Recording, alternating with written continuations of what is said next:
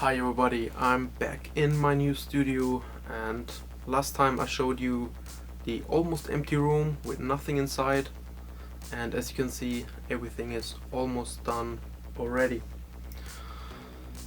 I didn't have time to record any videos the last 6 weeks because it was crazy. Many unexpected things happened and it was much more work than I thought.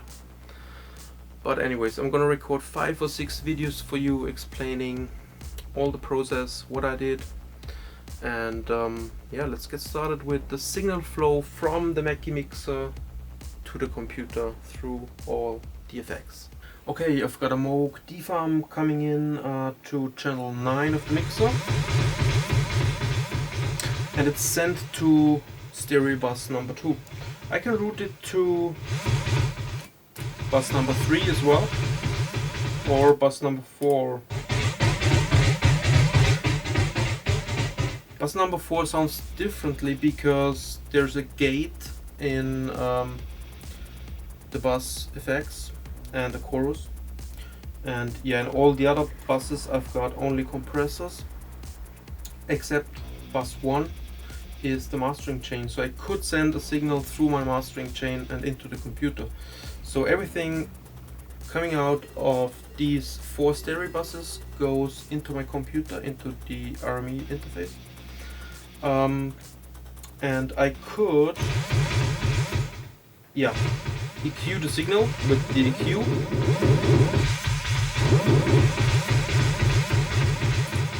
I got a high pass filter as well, and I got those aux send effects, so I can send the signal to one of my send effects. We're gonna have a look on them later. On the first one I've got a reverb,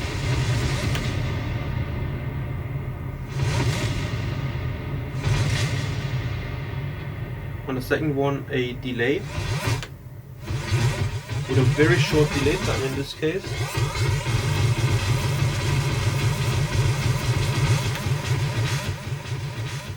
Yeah.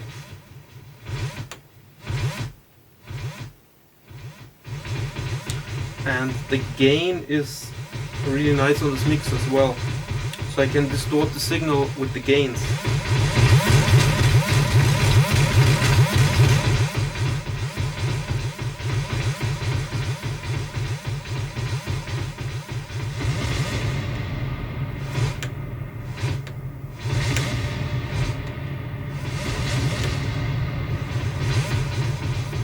Okay, let's have a closer look on my aux effects. Channel 1 of the aux effects is the Evertide Space, one of my favorite reverbs. It has got a delay built in as well, and an equalizer so you can enhance the heights. That's really cool sometimes. And I sent the signal in mono and go back with only one cable at the moment because I miss one cable, but as soon as I've got 2 cables I will go back to the mixer and give it an own return channel, so a full mixer channel, so I can EQ the signal coming back from the reverb separately, and I can distort it with the gain if I want to. Okay, second one is the time factor, a really cool delay.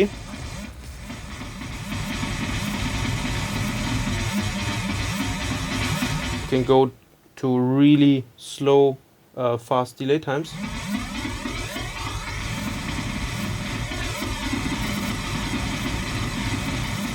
As well as to infinitely long ones. It can be clocked with MIDI as well. I'm gonna do that later, I think. In this case I go back to the mixer with the stereo cables already. So this is set up correctly already. Third one is a distortion.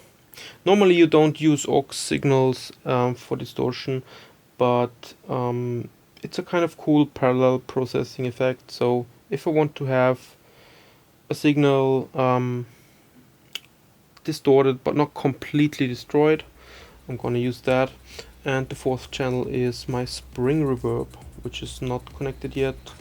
I'll do a separate video once it's connected. Okay, here are the bus effects. Bus 2 is this SSL clone compressor, bus 3 is the JDK compressor, and bus 4 is this special stereo processing channel, which has got this equalizer, which is actually designed for PA systems to tune them and to take out certain frequencies and room modes and stuff. But I use it, or abuse it, to make an extremely wide stereo field. So I process the left side differently than the right side. So each frequencies which I boost on the left side, I take out on the right side. Then it goes to this quad gate / compressor. So the left channel has 2 units and the right channel.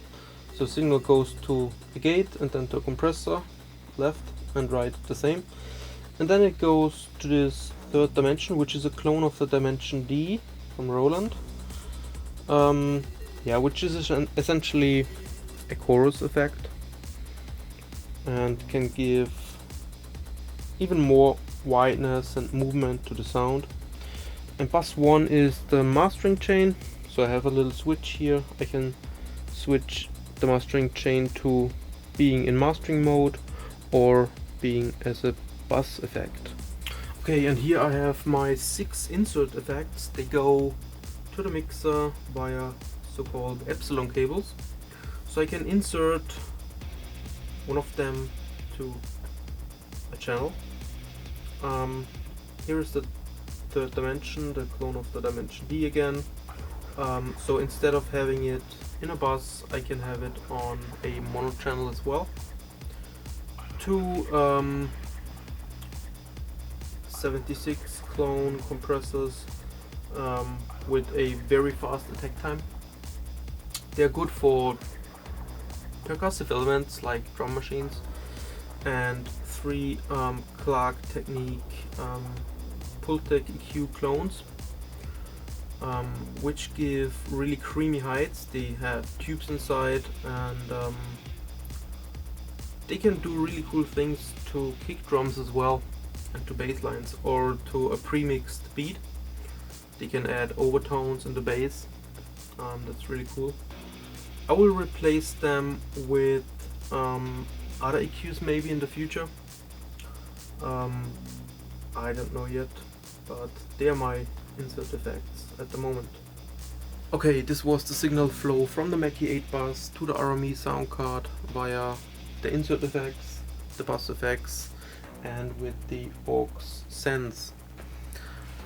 If you're interested in all themes around the studio, I'm gonna do a new video next week about all the acoustics, how I treated this room so it sounds like it does, because before it was kind of horrible because all the walls are made of hard concrete.